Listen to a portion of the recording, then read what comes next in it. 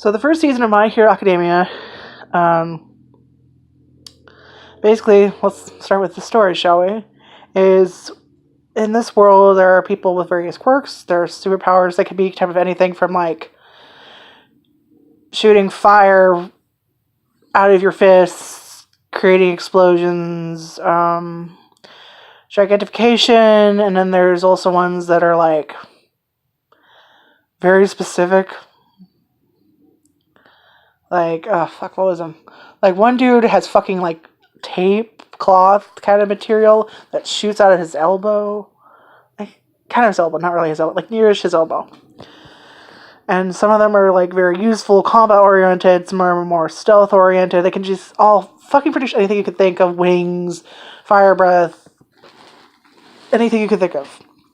From some very cool, dangerous ones to some very...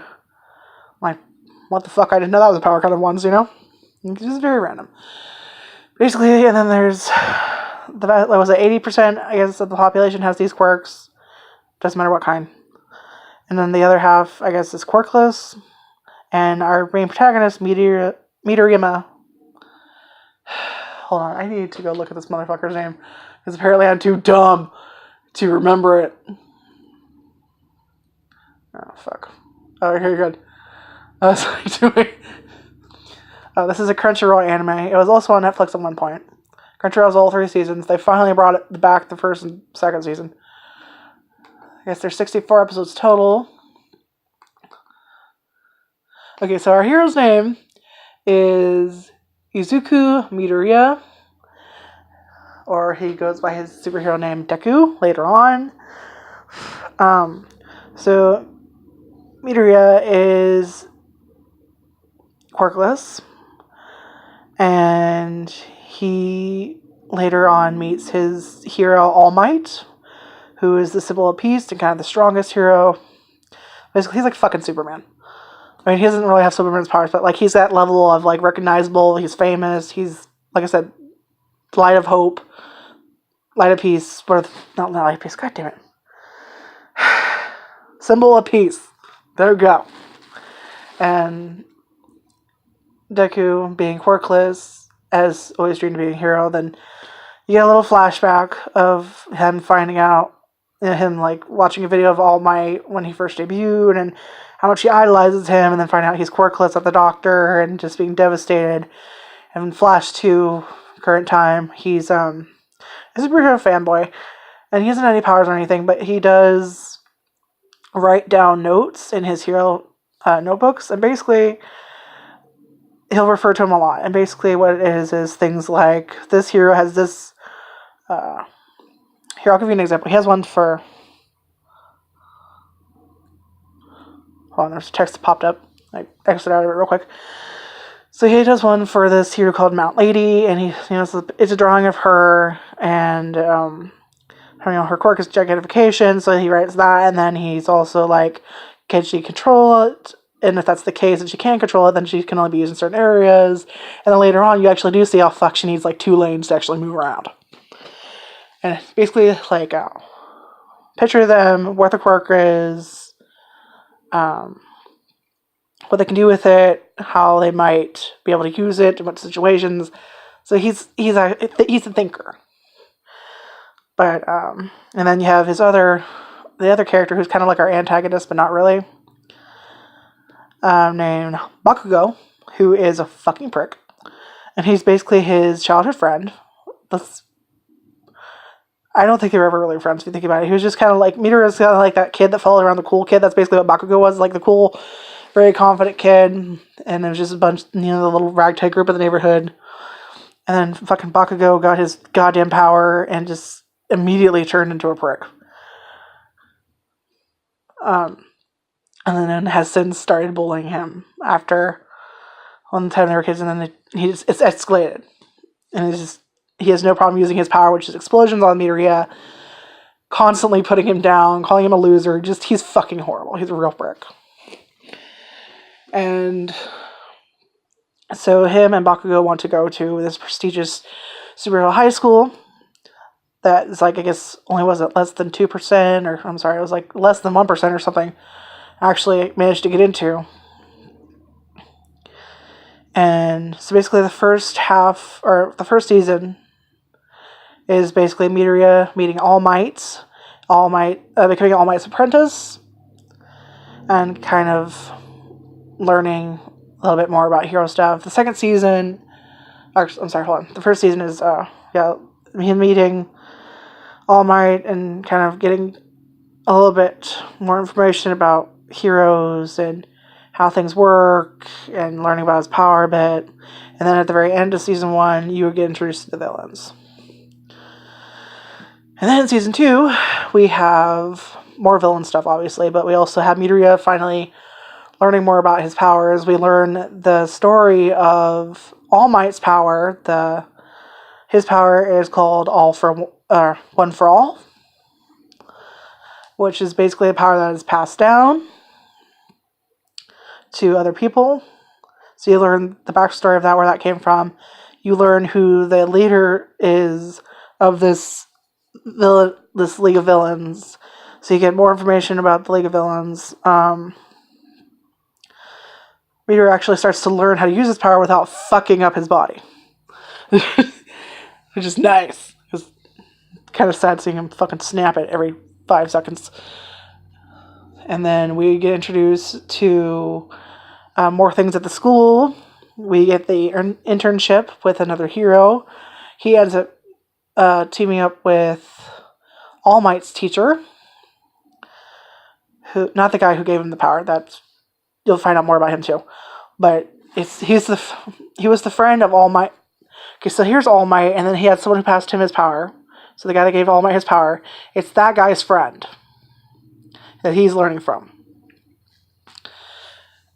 I forgot his name, but he's cool. The very first thing this fucker does is, I don't know why, he's carrying a tray of sausages and ketchup.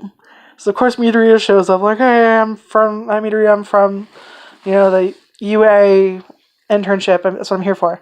And he comes in, and it's just him on the floor in his superhero getup with sausages spilling out underneath and the ketchup everywhere underneath him. So of course it looks like he's been ripped apart. So he freaks out, and he's like, oh, no, it's just, and then he starts playing senile. What are you here for? Who are you? And it's like, he's totally fucking with him, isn't he? He's fucking with him. He's never really gets that he's fucking with him, but clearly he's doing it. So we get him, and then we get more villains, and then that's kind of it, really. And then I haven't seen season 3, so I will eventually get to that. I know it's kind of not the greatest overview, but that's kind of like the lay of the land so far. Deku is a good boy. He's always willing to help somebody, even if it's at his own risk. He's not stupid. Even without a quirk, like I said, he had a superhero notebook, and he will try and help people. He still uses that notebook. It comes into play more often. He gets even closer to his classmates, and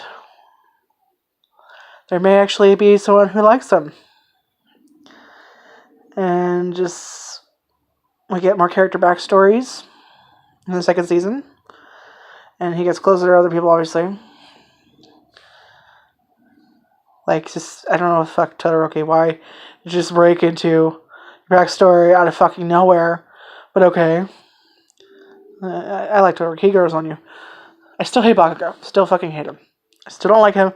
I do know that I guess he gets better later on. I don't know.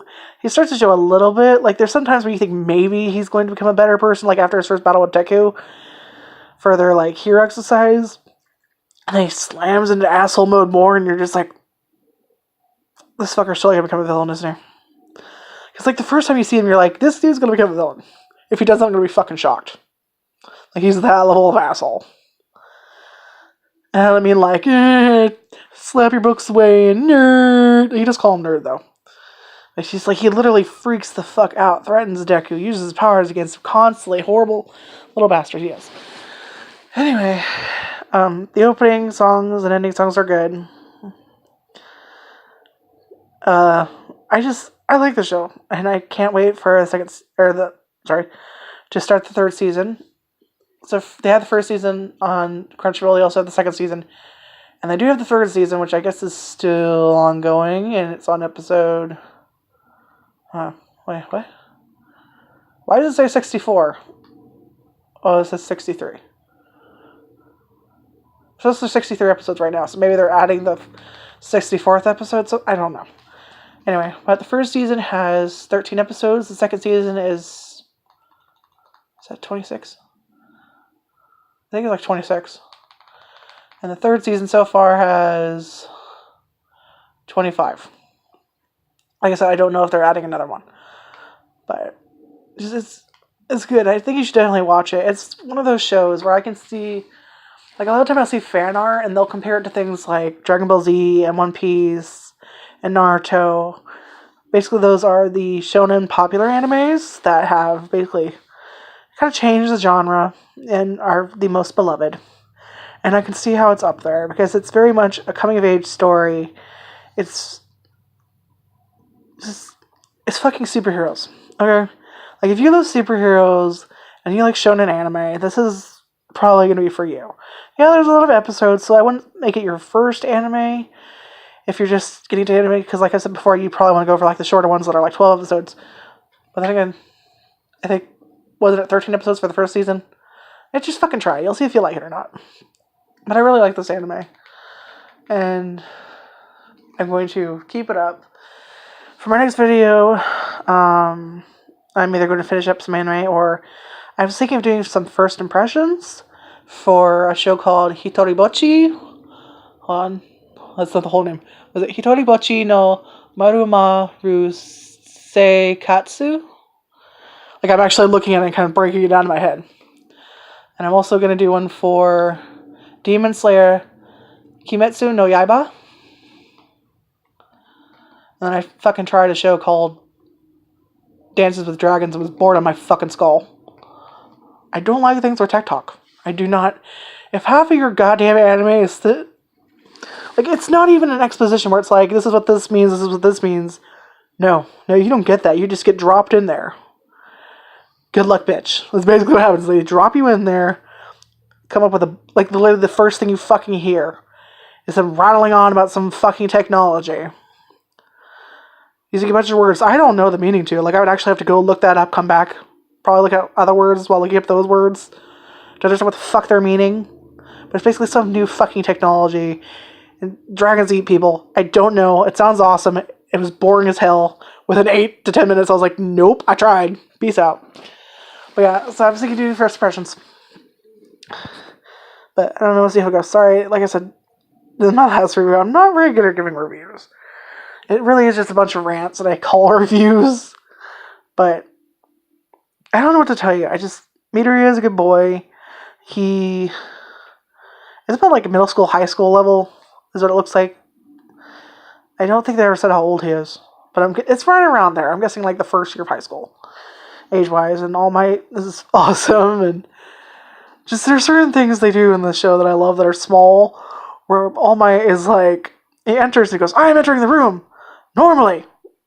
No, you're not. No, you're not, man. You are full superhero garb. Like, leaning into the classroom. I can't really show you on the phone. And I don't know, just the little things they do. But I love the show. I don't think I've ever yawned on camera before. There you go. Here's fun times there. But yeah, I am going to do those reviews probably. Maybe some first impressions. I did add a whole fuckload of stuff to my list on Crunchyroll. I like to try everything I can at least once if it looks somewhat good. But whether I stick with it or not, I don't know.